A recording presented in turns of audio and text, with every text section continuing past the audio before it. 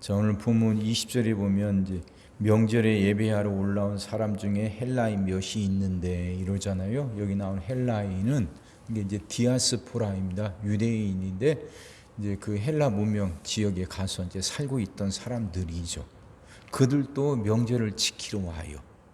이스라엘 본토에서 살진 않고 그곳에서 떠나서 다른 곳에 흩어져 살고, 또 그러다 보니까 그 지역에서 쓰는 헬라 말을 쓰고 그 헬라 문명에 이제 젖은 사람들이죠. 그렇지만 그래도 그 이스라엘 사람이란 그 저게 정체성이 있어서 명절을 지키러 온 겁니다. 근데 이들이 헬라 말을 하는데 와서 빌립을 찾아요. 빌립이란 말 이름은 헬라 이름입니다. 그리고 이제 빌립이 또 안드레에게 가잖아요. 그러니까 안드레도 헬라 이름이에요. 그러니까 이스라엘 사람인데 이스라엘식 이름이 아닌 헬라식 이름을 쓴다는 건 빌립과 안드레가 이스라엘 안에 살고 있지만 헬라 말을 잘하고 있다 하는 의미도 됩니다. 그죠? 이스라엘 땅 안에서 살고 있고 예수님이 제자가 됐지만 헬라식 이름을 갖고 있다는 건 이들이 헬라 말을 능통하게 잘 구사한다는 의미죠. 그래서 헬라인을 만난 겁니다. 그래갖고 그들이 같이 이제 예수님께 찾아가요. 그리고 또 성경에 보면 빌립과 안드레가 같이 있는 내용이 몇 번 나옵니다. 그만큼 서로 헬라 말을 잘 구사하니까 서로 그렇게 친했을 거다, 그 얘기죠. 그들이 가서 이제 예수님께 찾아와서 이야기를 합니다. 헬라 사람들이 찾아왔다고 하는 거. 그러니까 예수님이 이렇게 말씀하셔요. 23절, 예수께서 대답하여 이르시되 인자가 영광을 얻을 때가 왔도다 그러셔요. 그러니까 이 헬라 사람들이 예수님께 찾아온 것은 다른 게 아니에요. 인자가 들려야 하리라, 그 말 때문에요. 그게 이제 무슨 의미인가 하고 엿듣는데 그에 대한 예수님의 대답은 인자가 영광을 얻을 때가 왔도다 이러시거든요. 이게 동문서답 같은데 예수님이 말씀의 의미는 이런 겁니다.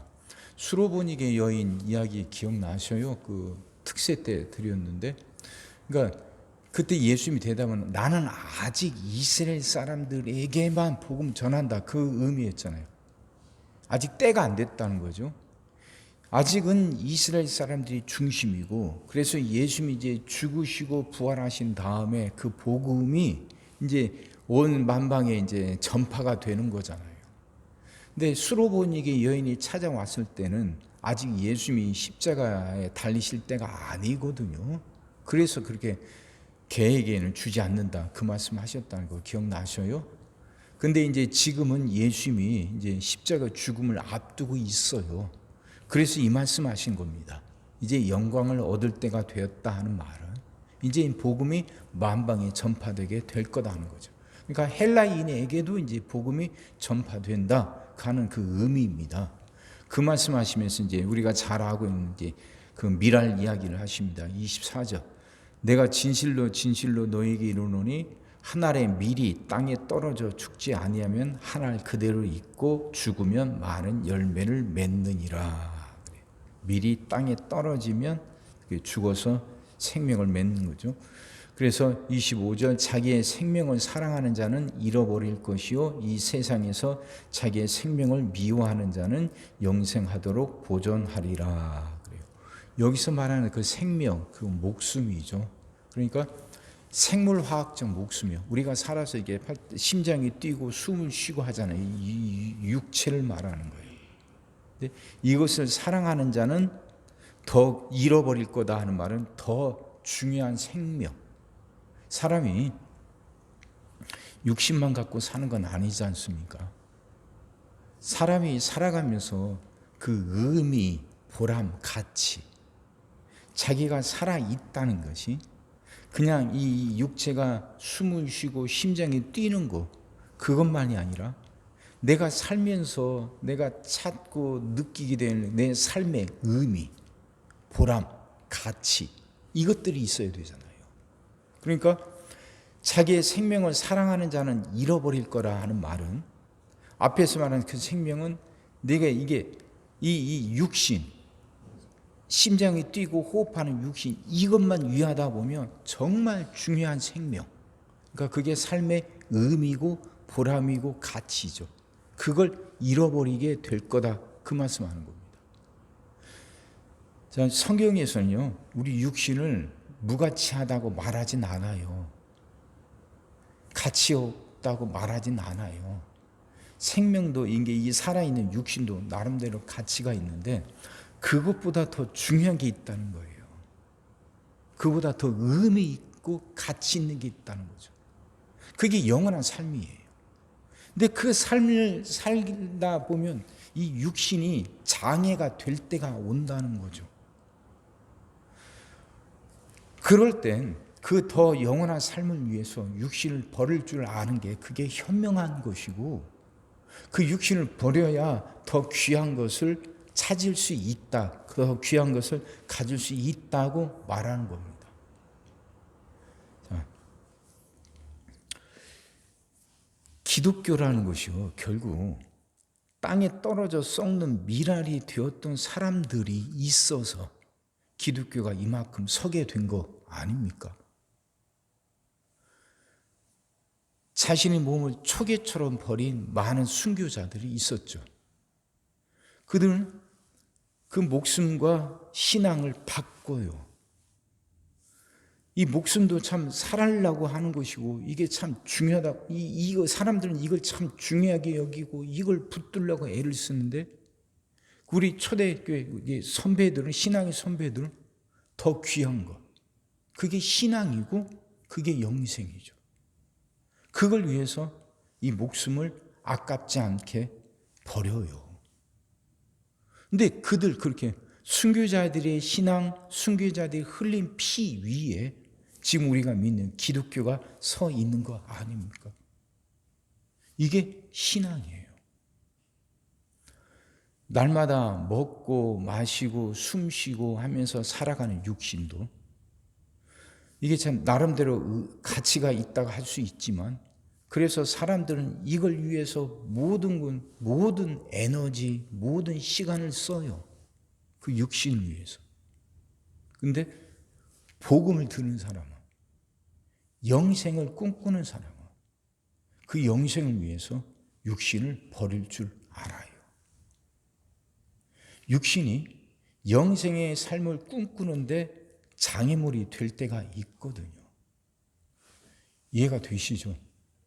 우리도 살아가면서 내 몸에 필요한 것들이 있고 그걸 가지려다 보니까 욕심을 내기도 하지 않습니까? 좀 더 많은 돈, 그래서 사람들로부터 좀 더 인정받는 이런 권력, 이런 것들, 건강, 그런 것들만 이게 마음 뺏기고 그것들만 쫓다 보면 정말 중요할 때 희생하거나 헌신하지 못하잖아요. 내 몸뚱아리만 소중하게 여기니까. 그러다 보니까 더 좋은 것을 놓치는 거 아닙니까? 하늘의 미랄이 땅에 떨어져 썩어야 열매를 맺는다 그래요. 내 육신이 좀 소중하지만 더 귀한 가치, 더 큰 생명의 역사를 위해서는 자신을 희생하고 헌신할 수 있어야 한다는 거죠. 내가 좀 힘들어도 나를 통해서 다른 사람이 행복할 수 있고, 내가 좀 힘들어도 다른 사람이 생명이 살아날 수 있다면 기꺼이 즐거운 마음으로 헌신하는 거죠. 그게 썩어지는 미랄이다, 그 말하는 겁니다. 좀 더 쉽게 말하면 사람들이 교회에 오면요, 다 대접받으려고 해요. 사람들 심리가 그래요. 그래서 다 자기들이 누군가로부터 그 섬김을 받은 수혜자가 되려고 그래요. 수혜자.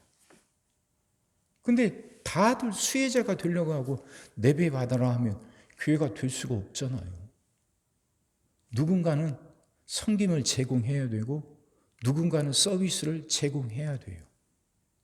근데 그렇게 남을 섬기고 봉사하는 건 쉬운 일 아니거든요. 우선 내가 힘들어지고 내가 피곤해져요. 내 시간도 써야 되고 물질을 써야 할 때도 있죠. 근데 그들이 그렇게 이름 없이 빚도 없이 헌신하고 봉사하는 분들이 있어서 교회가 돌아가고 움직이는 거잖아요. 나는 편하게 어떤 헌신도 없고 봉사도 없이 나는 편하게 와서 예배 드리고 가지만, 그래서 그의 육신은 편할 수 있지만 더 의미 있는 것, 하나님이 보시기에 더 좋아하시고 더 기뻐하시는 것들 놓치고 있는 건 아닙니까? 이렇게도 해석이 될 것 같아요. 밀알이 땅에 떨어져 썩는다는 것, 그래야 더 생명을, 더 열매를 맺는다는 것, 자기 생명을 사랑하는 자는 잃어버릴 것이고 자기 생명을 미워하는 자는 영생하도록 보존하리라 하는 말씀이 이 의미입니다. 자신이 좀 힘들고 어려워도 자신이 내려놓고 남을 섬길 때 그 희생이 있고 헌신이 있을 때 우리는 더 귀한 것, 더 좋은 것을 갖게 될 겁니다. 하나님이 보시기에 기뻐하는 일이기 때문이죠. 내 육신이 소중하지만 내가 좀 힘들어도 이걸 움직이고 내가 조금 더 일해서 남이 기뻐하고 하나님이 기뻐하신다면 그게 의미 있고 보람 있는 거죠. 우리의 그렇게 헌신들이 계속되고 그 헌신들이 하늘 아래에서 많은 열매를 맺게 될 줄 믿습니다. 그렇게 살아가는 여러분과 제가 되기를 주의 이름으로 축원합니다.